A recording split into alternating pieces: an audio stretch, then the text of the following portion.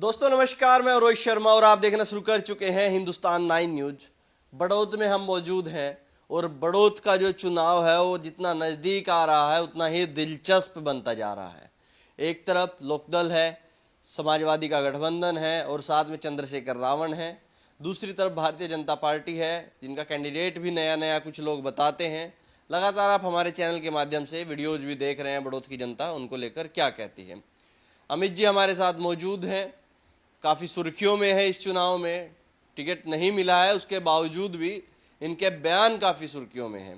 अमित जी स्वागत है हिंदुस्तान 9 पर एक बार फिर से। धन्यवाद रोहित जी, बहुत बहुत धन्यवाद आपका। आप ये जो बयान अभी दे रहे हैं, चुनाव अली और बजरंग बली पर आ गया, शिवजी और अल्लाह पर आ गया, ये क्या चाहते क्या हैं आप बड़ौत में, किस तरह से चुनाव को बनाना चाह रहे हैं? रोहित जी, बड़ौत की जनता तय कर चुकी है कि वे बजरंग बली के साथ जाएंगे, अली के साथ कोई नहीं जा रहा।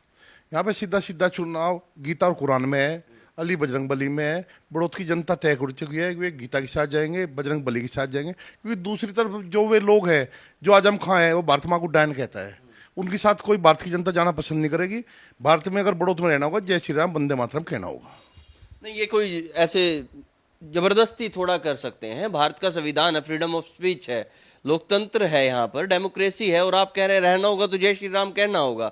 ये कोई जबरदस्ती वाली बात थोड़ा। भारत के संविधान में वंदे मातरम कहते हैं, कौन नहीं कहता भारत के? जब भी कोई अपनी बैठक शुरू होती है या कोई सभा होती है वंदे मातरम में शुरू होती है, तो इन्हें क्या आपत्ति है वंदे मातरम कहने में? अगर इन्हें वंदे मातरम में आपत्ति है तो मैं इनके भारत में रहने में आपत्ति है। आपको इनके भारत में रहने से ही आपत्ति है? अगर इन्हें वंदे मातरम कहने में आपत्ति है तो मुझे इनके भारत में रहने पर आपत्ति है। भारत में रहना होगा, वंदे मातरम कहना होगा। अमित जी, कहीं ऐसा तो नहीं है कि ये चुनाव हाथ से निकल चुका है? क्योंकि लोगों की नज़र में कैंडिडेट नया है और लोग आपके चाहने वाले भी हैं, लोग दूसरे लोगों को भी चाहते हैं जो भाजपा से जुड़े हुए थे, और ये कैंडिडेट भाजपा, लोकदल और भाजपा, ये कुछ इतिहास भी रहा है।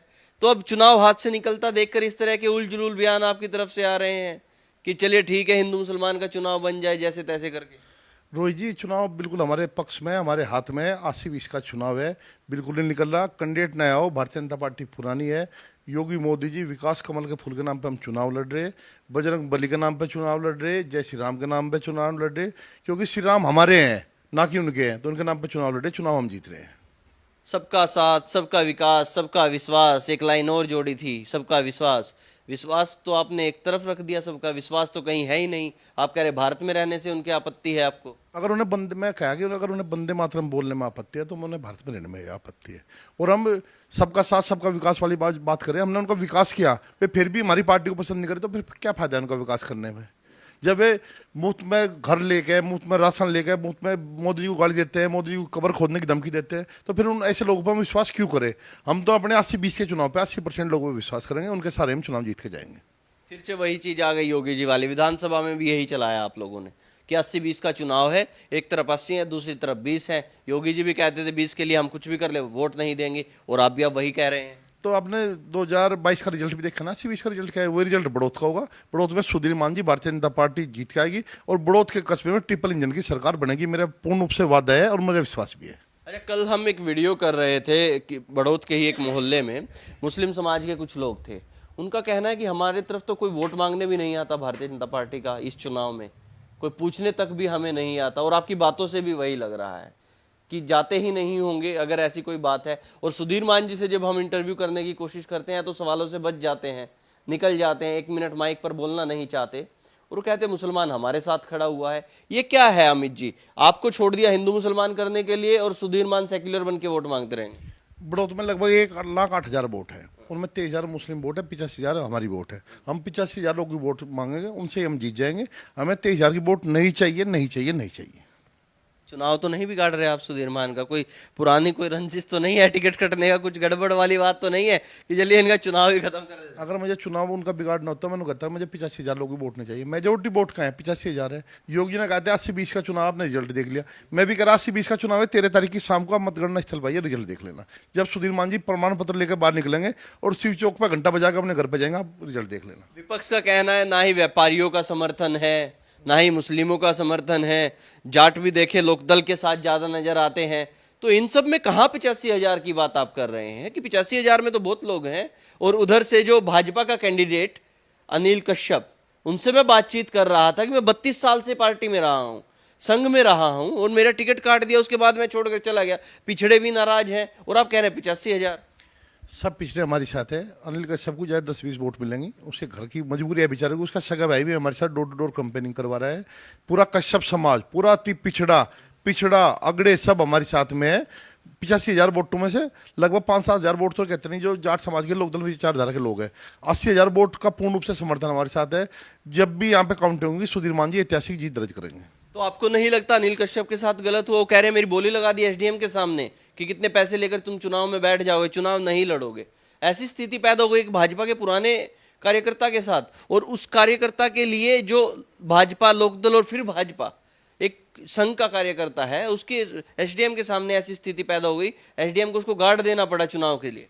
अनिल कश्यप जी भी हमारी विचारधारा के थे, पता नहीं क्यों भटक गए, मेरी समझ में नहीं आ रहा। मैं इस चुनाव के बाद में सुधीर उनसे अनिल कश्यप जी से बात करूंगा और अपने घर में लेकर आऊंगे। ऐसा नहीं है कि वो गंदे लोग नहीं है, अनिल कश्यप जी अच्छा आदमी है।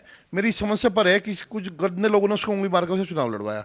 प्रयास करेंगे चुनाव से पहले भारतीय जनता पार्टी को समर्थन कर दे। लेकिन पिछड़ों में भी तो इस चीज का दर्द होगा ना कि हमारा एक कैंडिडेट था या फिर भाजपा कार्यकर्ता था, उसी को टिकट काट लिया या फिर उसके साथ ऐसा व्यवहार किया, तो वो कैसे वोट भाजपा को दें?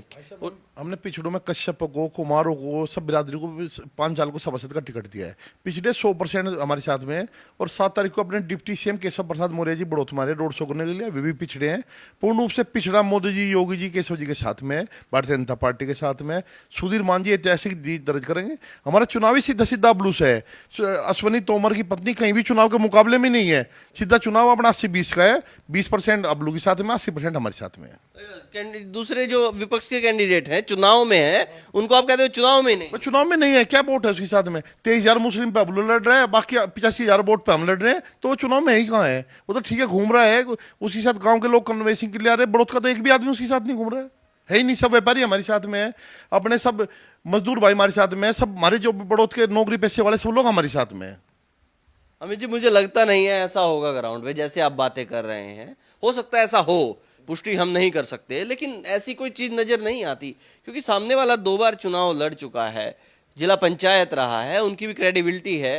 तो आप कह रहे हो चुनाव में नहीं है? वो 2 बार लड़ चुका, दोनों बार हार चुका, और इस बार ऊपर वाला चाहता वो हैट्रिक मारेगा। हार की हैट्रिक लगेगी उसकी। सुधीर मान जी जीत के जाएंगे। भारतीय जनता पार्टी की ट्रिपल इंजन की सरकार बड़ौत में बनेगी। और जो भी विकास अधूरे रह गए, कोरोना काल चला 2 साल में कुछ नहीं कर पाया, कोरोना काल वो भी सुधीर मान जी योगी मोदी जी के नेतृत्व में उस विकास को आगे लेके जाएंगे। चलिए देखिए, चुनाव शुरू कहां से हुआ था और आ कहां पर गया है। अली और बजरंगबली की बात हो गई है, और नकार रहे हैं कि मुसलमानों का तो वोट ही नहीं चाहिए। जो 23,000 वोट है वो इनको वोट ही नहीं चाहिए, इनका चुनाव 85,000 वोट में है। अब ये आप तय करेंगे, बड़ौत की जनता तय करेगी कि आपको किसको वोट देना है, अली वाली पार्टी या बजरंगबली वाली पार्टी। एक तरफ हो सकता है ये कहते हैं उनको अली वाले हैं, ऐसा भी नहीं है कि वो सभी अली वाले हैं। यह मामला क्या है ये आप तय करेंगे। कमेंट में जाइए और अपना कमेंट लिखिए, आपको ये इंटरव्यू कैसा लगा। और भी कुछ देखना चाहते हैं तो उसके रिगार्ड्स भी कमेंट लिखिए। अब तक के लिए इतना ही। मैं रोहित शर्मा, आप देख रहे हैं हिंदुस्तान 9। जय हिंद।